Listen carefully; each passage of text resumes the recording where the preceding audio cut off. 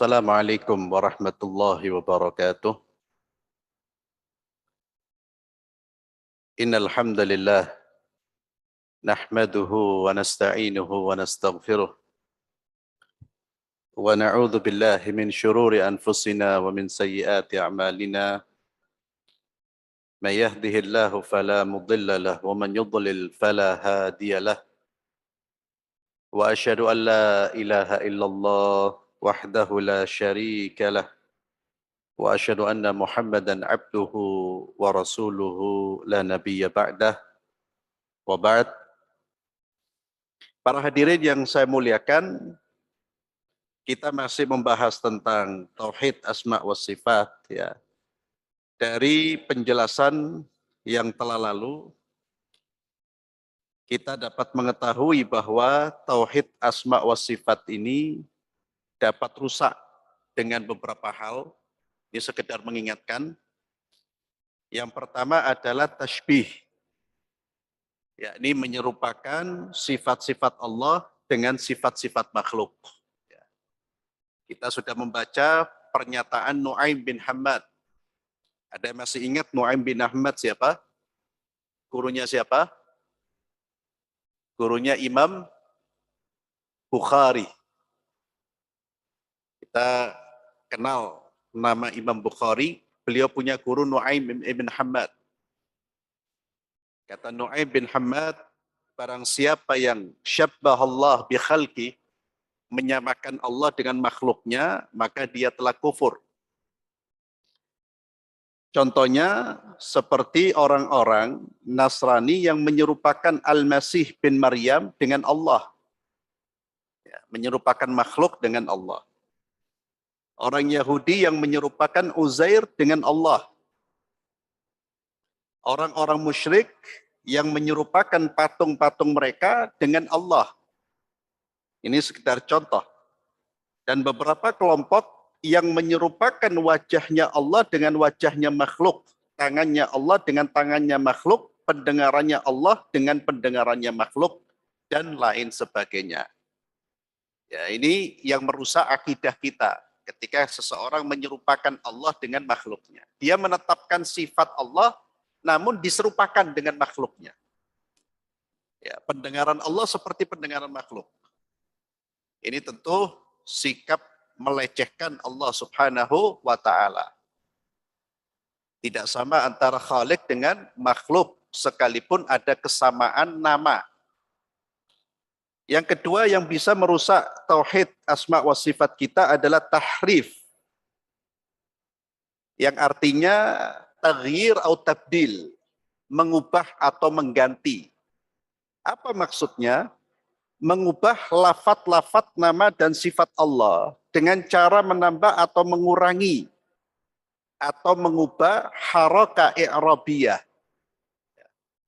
Allah berfirman, wa kallamallahu Musa taklima. Wa kallamallahu Musa. Allah berbicara dengan Nabi Musa. Ada orang yang kemudian melakukan tahrif. Ya. Karena dia terpengaruh dengan filsafat, logikanya bermain. Loh, kalau Allah berbicara dengan Musa, berarti Allah punya sifat kalam. Kalau Allah punya sifat kalam, berarti seperti manusia. Lalu dirubah, dimaknai dengan makna-makna yang tidak sesuai dengan zahirnya. Sampai mereka mengatakan wa kallamallaha. Jadi Musa berbicara kepada Allah, bukan Allah berbicara kepada Musa. Ada enggak perbedaannya? Allah berbicara dengan Musa, dengan Musa berbicara dengan Allah. Nabi Musa. Perbedaannya ada apa enggak? Kalau sesuai dengan ayat, wa kallamallahu Musa, Allah berbicara dengan Musa, artinya kita menetapkan sifat kalam bagi Allah Subhanahu wa ta'ala. Dan kita sudah bahas, tetapkan apa yang ditetapkan oleh Al-Quran. Jangan menambah, jangan mengurangi, jangan mempersoalkan kaifiyahnya. Dan jangan bertanya bagaimana Allah berbicara, nggak boleh. Kalau sudah urusan Tuhan, urusan Allah, kita mengimani. Sebagaimana kita mengimani zatnya Allah subhanahu wa ta'ala. Kemudian ta'til, ya, pengabaian atau membuat tidak berfungsi, yakni menampik dan menyangkal keberadaan sifat-sifat Allah. Ini juga salah satu penyelewengan yang terjadi di dalam tauhid asma wa sifat. Dan yang keempat, takyif, mengkondisikan, yakni menentukan kondisi dan menetapkan kaifiyahnya. Allah subhanahu wa ta'ala turunnya seperti ini, itu nggak boleh. Sudah, berhenti. Jangan melanjutkan atau jangan berbicara melebihi apa yang ditetapkan di dalam Al-Quran. Ya. Ulama kita dulu berkata, la kalam ba'da kalamillah. Tidak ada lagi kalam setelah ditetapkan oleh Allah subhanahu wa ta'ala. Ya. Jangan otak-atik. Dan itu memang ujian bagi keimanan kita. Ya. Kita ini mengimani Allah itu mengikuti madhabnya Rasul dan Salaf atau mengikuti caranya filsafat. Atau mengikuti caranya ilmu kalam. Saya sudah sampaikan pada pertemuan yang lalu, berpikir, menggunakan logika, ya, memaksimalkan logika kita, akal kita, itu jangan terkait dengan hal-hal yang berhubungan dengan Allah, zatnya Allah, sifat-sifat Allah. Karena tidak akan mampu logika kita ke sana. Ya, maksimalkan logika kita, akal kita dalam memahami, mentadaburi ciptaan-ciptaan Allah. Ya. Menggali berbagai macam manfaat, berbagai macam ilmu yang Allah ciptakan di dunia, silakan. Digali dengan logika kita, akal kita, studi empirik kita. Tapi kalau sudah berkaitan dengan Tuhan, maka yang berbicara adalah keimanan. Menetapkan dengan iman, bukan dengan logika. Itu selalu saya ulang, karena logika tidak akan mampu melampaui apa yang bisa kita lihat. Ya. Itu yang sudah diingatkan oleh Al-Imam Asy-Syafi'i rahimahullahu ta'ala. Beliau mengingatkan kepada kita semua agar mengimani apa-apa yang ditetapkan oleh Allah subhanahu wa ta'ala. Amantu, kata Al-Imam Syafi'i, amantu billah wa bima ja'a 'anillah ala muradillah. Aku beriman kepada Allah dan beriman kepada apa yang datang dari Allah sesuai dengan kehendak Allah subhanahu wa ta'ala atau maksudnya Allah subhanahu wa ta'ala. Wa amantu bi Rasulillah, saya beriman kepada Rasul Allah, wa bima ja'an Rasulillah, dan dari apa yang datang yang dibawa oleh Rasulullah, ala muradi Rasulillahi, ya, sesuai dengan maksud Rasulullah sallallahu alaihi wasallam. Jadi imani apa yang datang dari Allah dan Rasulnya. Al-Imam Asy-Syaukani rahimahullah berkata, beliau menyimpulkan sesungguhnya madhab salaf, ya, kalau disebut salaf itu ya generasi yang hidup bersama dengan Nabi, kemudian generasi tabi'in. Generasi tabi'in itu adalah generasi yang belajar ilmu dari sahabat Rasulullah sallallahu alaihi wasallam. Kalau generasi sahabat itu orang-orang yang belajar langsung dari Nabi, bertemu dengan Nabi. Generasi berikutnya generasi tabi'in. Ya, orang-orang yang belajar dengan sahabat-sahabat Rasulullah sallallahu alaihi wasallam. Kemudian generasi tabi'ut tabi'in. Generasi yang belajar dengan para tabi'in. Itu mereka disebut dengan generasi salaf, dan generasi itulah generasi yang menjadi pijakan kita dalam memahami agama Allah subhanahu wa ta'ala. Kata Al-Imam Asy-Syaukani rahimahullahu taala, beliau mengatakan bahwa sesungguhnya mazhab salaf dalam memahami nama dan sifat-sifat Allah, yakni mazhab sahabat tabi'in dan tabi'ut tabi'in, ya, adalah memberlakukan dalil-dalil tentang sifat-sifat Allah sesuai dengan zahirnya, tanpa melakukan tahrif, takwil yang dipaksakan, tasbih dan juga taktil. Ya. Memberlakukan dalil-dalil sesuai dengan zahirnya. Kita sudah membaca, menyimak bersama pernyataan siapa yang ketika ditanya tentang istiwa, ada masih ingat? Pernyataannya siapa? Imam siapa? Ketika ada orang tanya tentang, ya Imam, Ar-Rahmanu 'alal arsy istawa, kaifa istawa? Ya. Datang kepada siapa itu? Imam siapa? Ini baru 1 minggu, lupa ini. Imam siapa? Imam Malik. Imam Malik, ada orang bertanya tentang istiwanya Allah. Imam Malik pun menundukkan kepalanya, bahkan diriwayatkan berkeringat beliau. Pengagungan beliau kepada Allah. Ini tidak pernah dulu ada orang bertanya tentang ini, nggak ada. Sahabat Nabi ya ketika membaca Ar-Rahmanu 'ala arsy istawa ya diimani, kemudian selesai sudah. Nggak dibahas, nggak didalami. Ternyata tiba-tiba ada orang yang bertanya seperti itu. Kaifa istawa? Kemudian beliau memberikan jawaban yang menjadi kaidah kita dalam memahami sifat-sifat Allah. Al-istiwa'u ma'lum wal kaifu majhul wal imanu bihi wajib was su'alu anhu bid'ah. Al-istiwa'u ma'lum, istiwa itu maknanya diketahui dalam bahasa Arab, jelas maknanya. Al-Quran turun dengan bahasa yang difahami oleh Rasulullah dan para sahabat Nabi.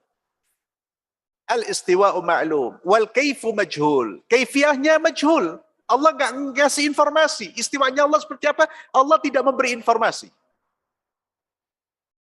Wal imanu bihi wajib, mengimani Allah beristiwa itu wajib. Kenapa? Karena Al-Quran menetapkan itu. Wasu'alu anhu bid'ah. Bertanya tentang kaifiyahnya itu pertanyaan yang baru. Ya, bid'ah itu sesuatu yang baru. Nggak ono biyen orang tanya kayak gini, nggak ada. Ya. Dan itu pertanyaan orang-orang yang kurang kerjaan. Maka Imam Asy-Syaukani mengatakan, dan jika mereka ditanya tentang sifat-sifat Allah, mereka membacakan dalil lalu menahan diri. Tidak berbicara lebih lanjut. Dan mengatakan dan mereka tidak mengatakan pendapat itu dan ini. Mereka hanya mengatakan Allah mengatakan demikian dan kami tidak mengetahui lebih dari itu. Itu cara kita mengimani sifat-sifat Allah. Kami tidak akan memaksakan diri untuk berbicara apa yang tidak kami ketahui dan apa yang tidak Allah izinkan untuk kami lampaui. Ini penting, Pak. Jangan berbicara tentang sifat Allah yang Allah tidak memberi informasi lebih dari apa yang Allah firmankan di dalam Al-Quran. Jangan kemudian berusaha untuk mentakwilnya, mentaktilnya, dan mengotak-ngatiknya. Karena Allah tidak memberi informasi melebihi apa yang Allah tetapkan, maka jangan mencari-cari itu, jangan melampaui. Jika si penanya itu menginginkan penjelasan melebihi dari yang zahir, maka mereka segera melarangnya agar tidak menenggelamkan diri dalam hal yang tidak berguna. Ya. Jadi kalau ada orang dibacakan sifat-sifat Allah, lalu dia mau terus masuk, maka ulama salaf itu langsung menyetop. Dan diingatkan, kamu jangan memasuki wilayah yang tidak ada gunanya bagi kamu. Ya, gunanya apa? Mengetahui istiwanya Allah itu gunanya apa? Bagaimananya gunanya apa? Kemudian, lalu beliau mengatakan, kesibukan mereka saat itu, kesibukan orang-orang salaf itu, adalah melaksanakan apa yang Allah perintahkan dan tugaskan kepada mereka untuk dilaksanakan. Ya, kesibukannya melakukan amal-amal kebaikan, bukan memikirkan sesuatu yang tidak diperintahkan untuk dipikir. Yakni mereka beriman kepada Allah, mereka mendirikan sholat, mengeluarkan zakat, puasa, haji, infak, jihad, mencari ilmu yang bermanfaat, membimbing manusia kepada kebajikan, memerintah yang ma'ruf dan mencegah dari perbuatan yang mungkar. Atau membimbing tangan orang yang zalim sekemampuan agar meninggalkan kezalimannya. Dan mereka tidak menyibukkan diri dengan hal-hal yang tidak dibebankan kepada mereka. Kita tidak dibebankan untuk mengetahui lebih dalam tentang sifat-sifat Allah. Atau dengan hal-hal yang kalaupun dilaksanakan tidaklah merupakan ibadah. Seperti mencari hakikat nama-nama dan sifat-sifat itu. Karenanya pada masa itu agama Islam itu bersih dari debu-debu yang baru, perbuatan-perbuatan yang baru atau bid'ah. Kenapa? Karena setiap kali ada hal-hal yang tidak perlu untuk dibahas, mereka langsung menutup pintunya, Pak. Mereka mengajarkan untuk menyibukkan diri dengan yang seharusnya dia lakukan. Dan kalau kita berbicara tentang Allah, yang penting untuk kita ketahui, itu apa? Yang kita dianjurkan untuk memahaminya, mentadaburinya, adalah asma'ullah, nama-nama Allah. Ya, nanti akan kita bahas 99 nama itu. Itu yang kita dianjurkan untuk memahaminya. Karena Allah menjelaskan, Rasul menjelaskan maknanya. Tapi sifat-sifat Allah, baik di sini disebutkan sifat dzatiyah, sifat yang melekat pada diri Allah Subhanahu wa taala, yang tidak dapat dilepaskan dari Allah seperti ilmu, hidup, kuasa, mendengar, melihat, dan seterusnya. Atau sifat fi'liyah, ya. Allah berbuat ini, Allah berbuat itu, Allah ridha, Allah murka. Sifat-sifat seperti itu jangan dibahas secara lebih mendalam. Murkanya Allah seperti apa sih? Loh, berarti kan sama seperti manusia. Jangan. Allah murka, ya sudah. Titik. Allah mendengar, ya sudah Allah mendengar. Pendengaran Allah Subhanahu wa taala maha sempurna. Allah tidak menyuruh kita untuk mendalami tentang sifat-sifat Allah Subhanahu wa taala. Para hadirin, kenapa kok sekarang muncul pembahasan tentang sifat-sifat Allah, kemudian para ulama mengatakan tidak boleh tasbih, tidak boleh ini, tidak boleh ini. Karena munculnya golongan-golongan yang kemudian mempermasalahkan sifat-sifat Allah yang dulu tidak pernah dipermasalahkan. Dulu di zaman sahabat, ketika Nabi menyampaikan tentang sifatnya Allah, baik sifat dzati atau fi'liyahnya, sahabat itu tidak mempermasalahkan. Ketika Nabi SAW menyampaikan yanzilu rabbuna ila sama'id dunya, Allah turun ke langit dunia, tidak ada yang meributkan itu.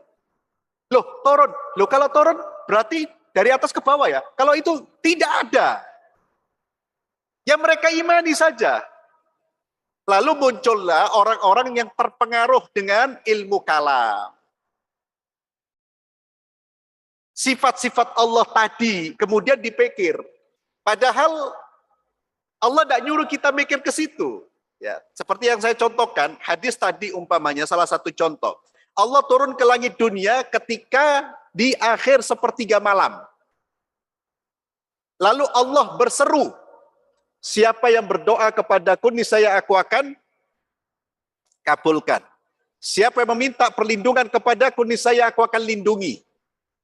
Siapa yang memohon ampunan kepadaku, niscaya aku akan ampuni. Antum kalau baca hadis ini berbicara tentang apa? Yang ditekankan.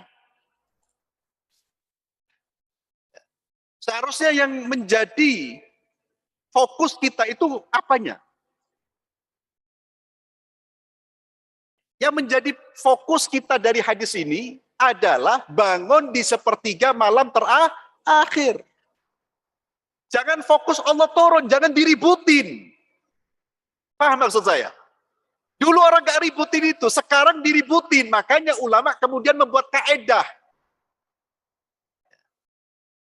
Kalau kita membaca hadis-hadis yang kesannya Allah itu seperti makhluk, jangan kemudian menyamakan Allah atau kemudian menolak. Imani dan yakini bahwa Allah tidak sama dengan makhluknya, titik, selesai. Dan gali dari hadis-hadis tersebut yang terkait dengan amal kita. Apa yang terkait dengan amal kita? Sholat di malam hari. Yang tidak terkait dengan amal kita, Allah turun gimana? Itu tidak ada kaitannya dengan amal kita. Apa urusannya kita? Ya. Mudah-mudahan bisa dipahami, Pak. Karena ada orang kemudian menyibukkan dengan hal-hal yang tidak bermanfaat. Artinya tidak Allah perintahkan untuk disibukkan. Akhirnya ulama kemudian membuat kaedah. Oh, dalam memahami sifat-sifat Allah, Anda tidak boleh menyerupakan, tidak boleh menolak, tidak boleh kemudian menafsirkan dengan tafsir-tafsir yang tidak didukung oleh bahasa Arab pada saat itu. Atau mengabaikan makna zahirnya. Baru kemudian muncullah kaidah-kaidah seperti itu. Ini disampaikan agar kita tidak jatuh pada kesalahan orang-orang setelah salafus saleh. Ya, yang mana mereka ada yang menyerupakan, mentaktil, mentakwil dan lain sebagainya. Ikhwani fillah azallallahu wa iyyakum. Sekarang kita masuk pada asma Allah, nama-nama Allah. Ya. Nama-nama Allah subhanahu wa ta'ala sama ketika kita berbicara tentang nama-nama Allah, ya kita harus menetapkan nama-nama yang diinformasikan oleh Allah melalui Al-Quran maupun melalui hadis-hadis Rasulullah Sallallahu Alaihi Wasallam. Ya. Jangan menciptakan nama baru bagi Allah, atau kita menamakan Allah dengan nama-nama yang Allah tidak informasikan di dalam Al-Quran dan Al-Hadis. Kalau dulu orang-orang musyrik menciptakan nama-nama bagi Tuhan yang Allah tidak perintahkan. Ya, mereka menciptakan nama apa? Uzair. Ya, mereka menciptakan nama Uzzah. Pernah dengar patung itu diberi nama Uzzah. Uzzah itu dari apa? Al-Aziz. Mereka buat nama-nama baru bagi Allah subhanahu wa ta'ala dan Allah tidak butuh dengan nama-nama yang diberikan oleh manusia. Kita tetapkan nama-nama itu sesuai dengan apa yang ditetapkan oleh Allah dan Rasulnya. Nama yang mencakup seluruh nama dan sifat adalah Allah. Allah itu mencakup seluruh sifat-sifat yang mulia. Sehingga sebagian ulama mengatakan Allah itu Ismullahil A'zam. Kata-kata Allah subhanahu wa ta'ala, Allah. Yang kemudian di sini dibahas apakah Allah itu terambil dari kata ilah ataukah memang sudah jadi seperti itu. Saya kira tidak terlalu penting buat kita. Yang jelas Allah merupakan lafzul jalalah, nama bagi Allah yang tidak boleh disematkan kepada makhluk. Tidak boleh ada makhluk yang punya nama Allah. Siapapun dia. Kalau ada nama Allah harus disandingkan dengan nama Abdun. Apa artinya Abdun? Hamba. Abdullah, hambanya Allah. Kemudian berapa jumlah nama-nama Allah? Jumlah nama-nama Allah yang disebutkan di dalam nas, di dalam Al-Quran dan hadis itu disebutkan oleh Nabi ada berapa? 99. Yang disebutkan, yang diinformasikan. Sebagaimana sabda Rasulullah sallallahu alaihi wasallam, Inna lillahi tis'a wa tis'ina isman mi'a illa wahidan man ahsaha dakhalal jannah. Sesungguhnya Allah itu memiliki 99 nama. 100 kurang 1, siapa yang menghitungnya maka dia masuk surga. Siapa yang menghitung nama Allah 99 itu maka dia masuk surga. Kemudian kata Nabi, innahu witrun yuhibbul witra. Allah itu witr, esa, dan menyukai yang ganjil. Ya, witr itu yang ganjil. Waqad ittafaqal ulama ala anna qaulan Nabi sallallahu alaihi wasallam 99 isman, dan para ulama sepakat pernyataan Nabi bahwa Allah memiliki 99 nama itu bukan berarti membatasi hanya 99 nama. Wa inna ma ghaya ma fi hadzal hadis sahih anna lillahi hadzal asma'il madhkura. Yang dimaksud di dalam hadis ini hanya informasi ada 99 nama yang Allah sandang. Tapi tidak terbatas hanya 99. Kenapa? Karena ada hadis yang lain. Dan hadis ini masyhur bagi orang-orang yang mengenal doa ini. Di mana Nabi SAW, beliau pernah bersabda, ma asaba musliman qattun hammun wala hazan. Seorang muslim yang terkena hamun, ya, kesusahan atau ghammun, kesedihan, lalu dia membaca doa ini, maka Allah akan hilangkan kesusahannya dan kesedihannya. Apa doanya? Allahumma inni abduka. Ya Allah, sesungguhnya aku adalah hambamu. Ibnu abdika, ibnu amatik, nasiyati biyadik. Madin fiyya hukmuk, adlun fiyya qada'uk. Ya Allah, sesungguhnya aku adalah hambamu, putra hambamu, ubun-ubunku ada di tanganmu. Berlaku padaku hukummu, adil padaku ketentuanmu. Ini pengakuan bahwa semua ketentuan Allah, hukum Allah itu adil. As'aluka bikulli ismin huwa lak. Aku mohon kepadamu ya Allah dengan nama-nama yang menjadi milikmu, samaita bihi nafsak, yang kamu beri nama-nama itu untuk dirimu, au 'allamtahu ahadun min khalqik, au 'allamtahu ahadun min khalqik, atau yang kamu ajarkan kepada salah satu makhlukmu, au anzaltahu fi kitabik, atau yang kamu turunkan di dalam kitab sucimu, au ista'sarta bihi fi ilmil ghaibi indaka.